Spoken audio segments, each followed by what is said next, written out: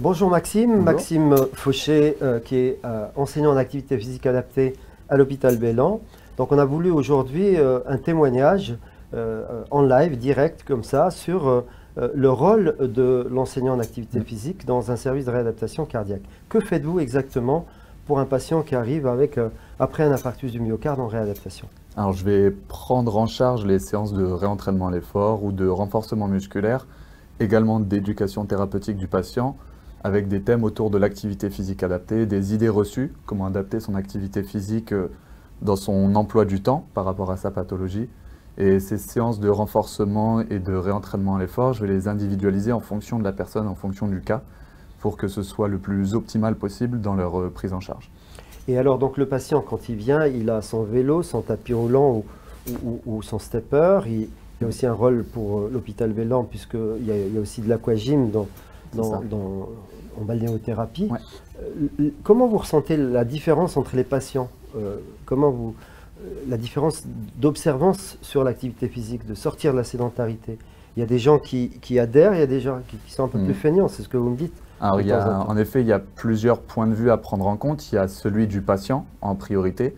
Ça peut être sur son histoire, ses préférences, son adhérence à certaines activités. Vous parliez du tapis, vous parliez du vélo en exemple d'appareil en réentraînement à l'effort ou de l'elliptique. Il y en a qui vont accrocher plus à certaines activités que d'autres.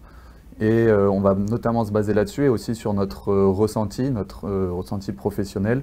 On en parle en équipe pour adapter justement chaque activité, pas tout lui mettre vraiment ce qui est adapté à la personne. À la personne. Et vous avez le fameux test des 6 minutes que vous faites à l'entrée, à la sortie.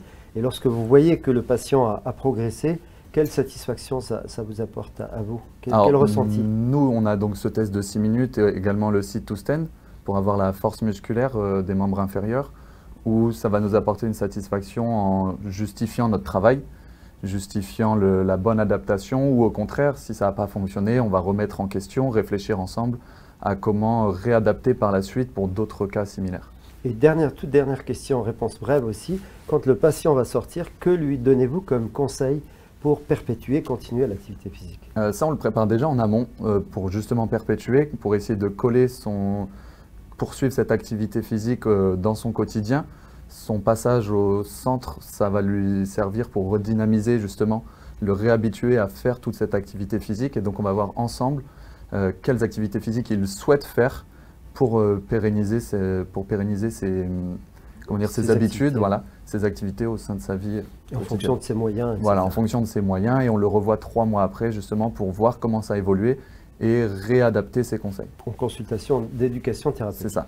Maxime, merci beaucoup pour ce précieux témoignage. Merci à vous de nous avoir suivis. Il était important de donner aussi la parole aux paramédicaux qui travaillent avec nous. Et sans eux, évidemment, la réadaptation n'est rien.